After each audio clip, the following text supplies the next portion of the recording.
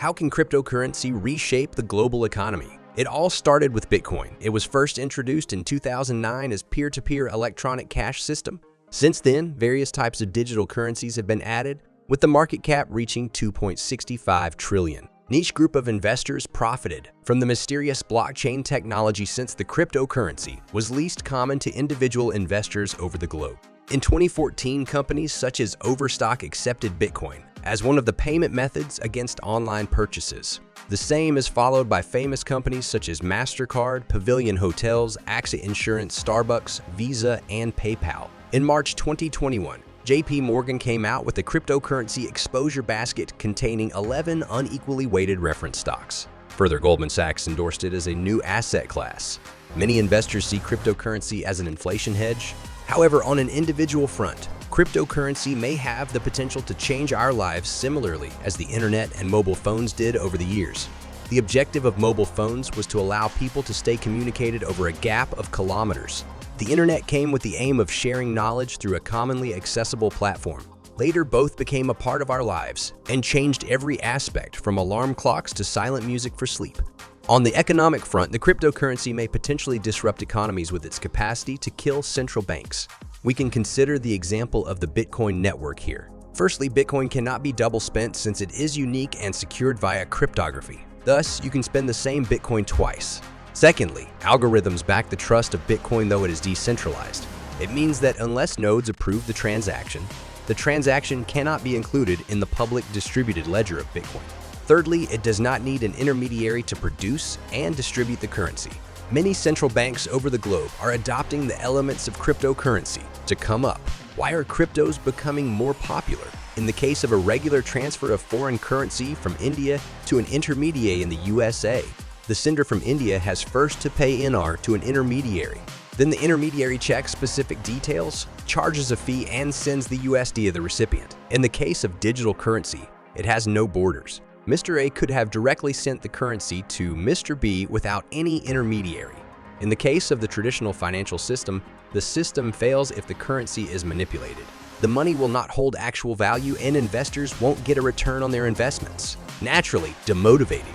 During a constant rise in inflation, cryptocurrency, for example, Bitcoin can be considered a hedge. In the pre-COVID scenario, high inflation levels affected the stability of the fiat currency. Post-COVID-19, the adoption of blockchain technology has considerably increased. In a state of hyperinflation, people look for a big cushion to protect the impact of wealth and purchasing power. Investors are betting on cryptocurrency to let it become the mainstream asset. Since March 2020, the digital currency has surged 8 times. In 2020, the COVID-19 pandemic disrupted economies across the world, forcing them to impose strict lockdowns for a considerable period. It also had devastating consequences on the world economy, with a significant fall in asset prices. The growing fears created an extreme environment for the acceptance of cryptocurrencies.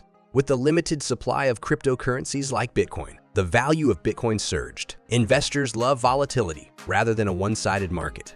With enough volatility, the fame for cryptocurrencies increased manifold. How are countries responding to cryptos? The overall response across central banks of various countries is lukewarm. While some countries are highly supportive of cryptos, other central banks are cautious due to the extreme levels of volatility. Controls on capital and taxation issues have increased concerns and responses. However, many major banks are looking forward to developing CBDC to match the modernized financial system and speed up payments. In the recent FATSU meeting held on September 22, 2021, the chairman stated that Fed is evaluating whether it should be part of the mainstream society and create a central bank digital currency, BDC. It has taken a scan and learn stance. In September 2021, the PBOX declared all crypto-related transactions as illegal.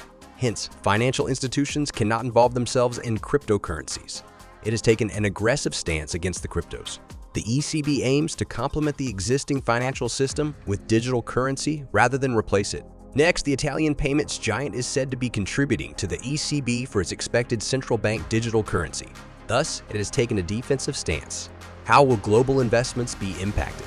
Due to the lowest level of correlation between the traditional market instruments and cryptocurrencies, these are held as assets and are treated as an effective tool for aggressive diversification. It hedges the portfolios against potential risks. It is the main reason for the rise in crypto transactions across various exchange-traded products.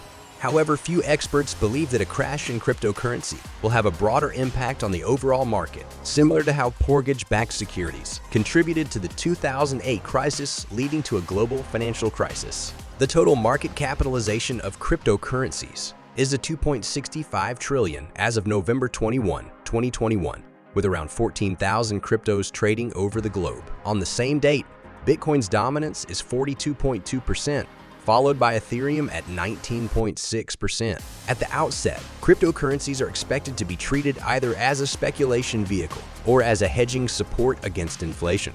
How blockchain cryptocurrencies can help build a greener future. Every benefit to humankind comes with a cost to the environment. The information is stored in blocks of data in an electronic format.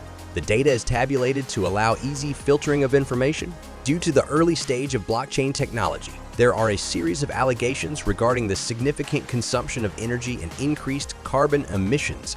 The Bitcoin mining activity indeed consumes a lot of computing power, and these systems need a cool place for storing the data. Thus, there are environmental consequences due to an increase in Bitcoin mining activity. However, the situation was similar to the introduction of the internet back in 2002. The entire process is undergoing a substantial change. The momentum over the last decade was unexpected. Everything is in the midst of a transition towards clean, green, and more sustainable options to reduce carbon emissions. Over time, economies of scale will change the base technology and provide better opportunities. Taking a look at the present system of financial networks, it engulfs more energy than what the Bitcoin network consumes. The significant energy consumption of the traditional financial system is attributed to the growing number of ATMs, operations of bank branches, maintenance and upgradation of data centers for banking transactions, and the entire global banking system. On the other side of the story, we have cryptos that use renewable energy sources. The energy used by miners would anyway go waste if unused. As per the University of Cambridge, mining pools use 78% of renewable energy. The excess capacity generated from renewable sources is used efficiently by crypto miners.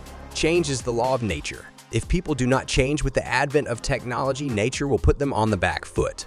Cryptocurrency is the future of the banking world. It has a tremendous capacity to transform the businesses that do not have access to banks. Hence, upgrade yourself. Buy cryptocurrencies, study them, invest in them. Trade them, but don't stay passive while the entire mob is reaping the benefits of the cryptocurrency. Please like, comment, and subscribe to stay up to date on all our latest content.